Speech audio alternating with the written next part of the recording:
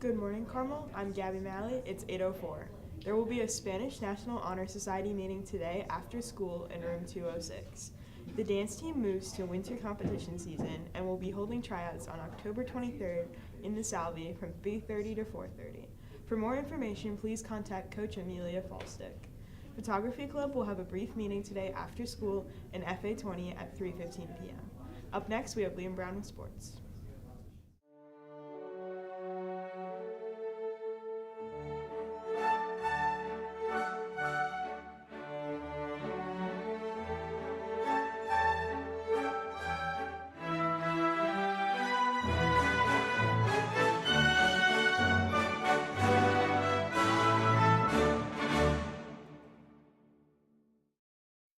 Put on your thinking caps because working for Portillo's is a no-brainer. Portillo's supports you and your passions and is willing to work around you. With flexible scheduling, you can come in after school to get some money.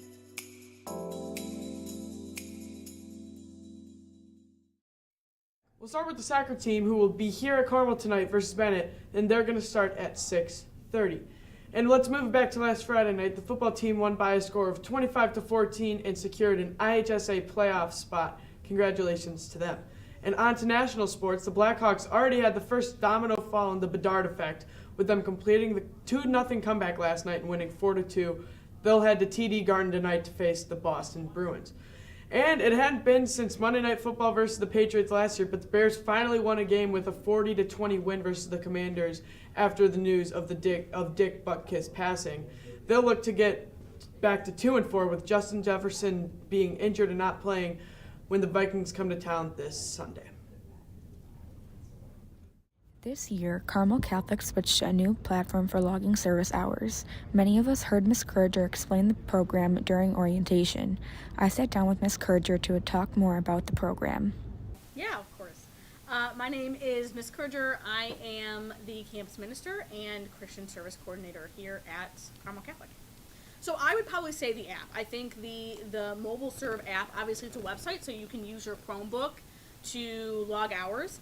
But the app is very helpful, and mobile serve is, I think, actually made for to be logged on a phone. So the app is much more user-friendly than X2Vol's app was. And also, if you do your service hours and you log them right then and there at the service site right after you're done logging, there are actually two other means of verification that you can use. One is a supervisor's signature. So your supervisor can sign right on your cell phone and submit that signature. And also, if you allow the app to give access to your location, you can click a button that says give access to my location or attach my location, and it'll show me that you were at that place at that time. So the app, I would say, is, I think, the best kept secret, I would say, of mobile serve. Yeah, so I think there's a lot of reasons we switched to mobile serve. I could probably give you a slew of reasons. I think in general, there's just a lot of exciting and new features that mobile serve offers that X2Vol did not. I would say two in particular. So one, mobile serve does integrate with our Veracross system, which is obviously a huge plus. And then also two, mobile serve is just generally more user friendly.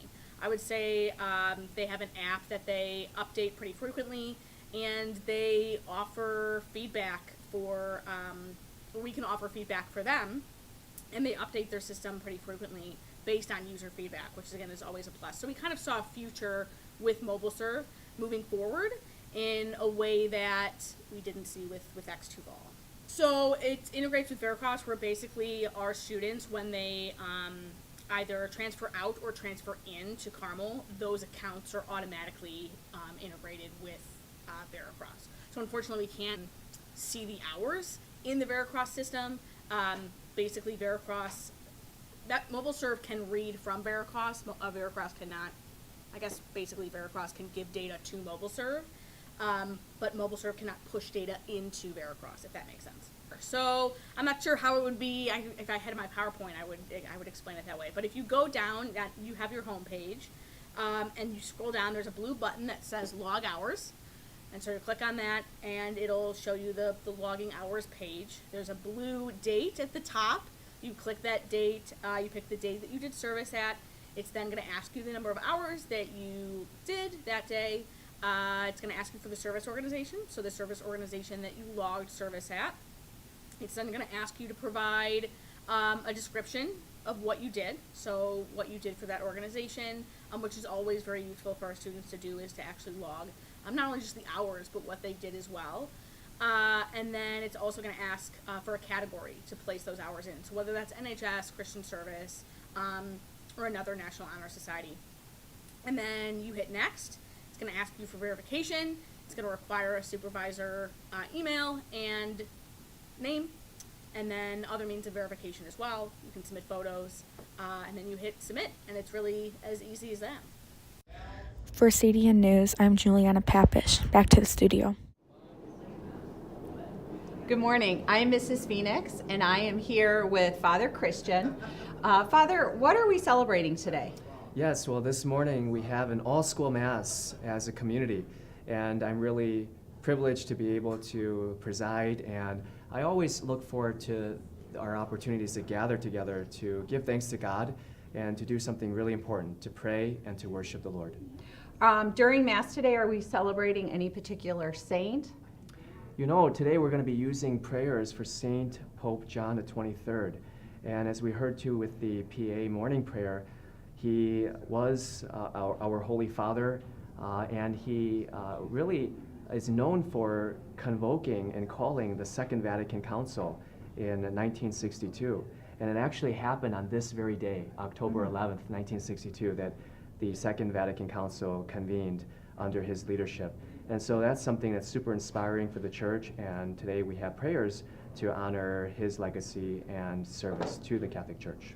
Sounds good. And then finally, we go from our period V, from class to Mass. What can we do, the students and faculty, to prepare for Mass today? Yeah, I would say, you know, as we come to worship the Lord, the gym really becomes a church space. So think of your own respective churches or worship sites. That's holy ground for us, the Salvi Gym. It is our chapel and church space. So come focused and ready to pray. It's always an exciting time to gather as a community, as I mentioned, to pray together, but also perhaps to leave your phones behind or earbuds. You know, come locked in and ready to be present to God and also to each other, because I can assure you there's something really special that comes together when we are united in our faith, in Christ, and in love. Thank you, Father. Thanks, Mrs. Phoenix.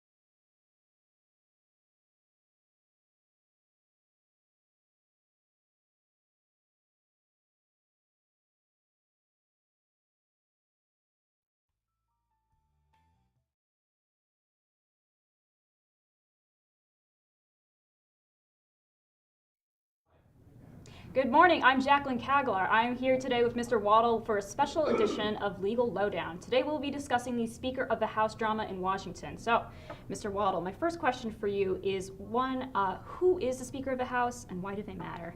Well, currently no one is the Speaker of the House, and that's the sort of the basis of the drama. But according to the Constitution, the Speaker of the House is the presiding officer of our U.S. House of Representatives. They are traditionally the leader of the majority party in the House of Representatives, which right now is the Republican Party. But they're also responsible for setting the legislative agenda, for scheduling votes. It's an important position to be currently vacant right now. Got it, okay. So can you explain what the current situation is with the Speaker of the House? You said that there is no currently a Speaker of the House, so what's going on there? So after a series of 15 votes in January, when the Republicans took majority in the House, they elected Kevin McCarthy to be Speaker of the House. In order to get the support of sort of the far-right Freedom Caucus, members of his own Republican Party, McCarthy had to agree to let them, a single member, file a motion to vacate, which basically means that if a member files this motion to vacate, the House of Representatives votes, do we still want this person to be Speaker? After McCarthy agreed on a compromise with Democrats to keep the government open on a continuing resolution when we were having the shutdown threat at the end of September, Matt Gaetz, a representative from Florida, filed this motion to vacate. 8 Republicans voted along with all of the Democrats to basically oust McCarthy as Speaker of the House. Okay, got it, okay. So does it matter that the U.S. currently has no Speaker of the House? I think Republicans are sort of scrambling to get it done, possibly today, hopefully this week, with what's going on in Israel and the Middle East right now. No bills can be brought before the full chamber, including spending bills and appropriations. And so if the U.S. wants to send military aid and assist Israel in this current situation, there has to be a Speaker of the House in order to do that. And so I think Republicans now feel that sort of added pressure to get it done. And so hopefully we'll see some sort of resolution by the end of this week. So essentially, the House can make no laws so long as there's no Speaker of the House. There's a process, but yes, more or less, it would be very difficult for them to pass anything as an entire House of Representatives without a Speaker. Okay, I see. All right. So what do you think the House's next steps are going to be?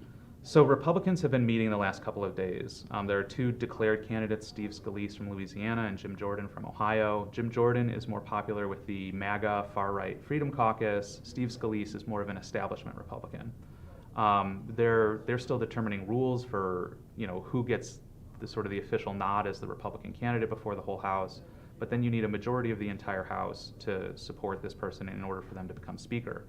So if there is more than 5 Republicans who don't support whichever of those 2, or anyone else who they nominate, Democrats are going to be solidly behind Hakeem Jeffries with every vote. So if Republicans can't sort of find agreement and coalesce around a single candidate, the mess is just going to go on. But my money would be on Steve Scalise walking away as Speaker sometime this week. All right. Well, that's all we have for today. Thank you so much, Mr. Waddle. Always happy to be here. Thank you. Yeah, that's wonderful. So I'm Jacqueline Caglar, and that's all we have for today. Have a wonderful Wednesday, Carmel.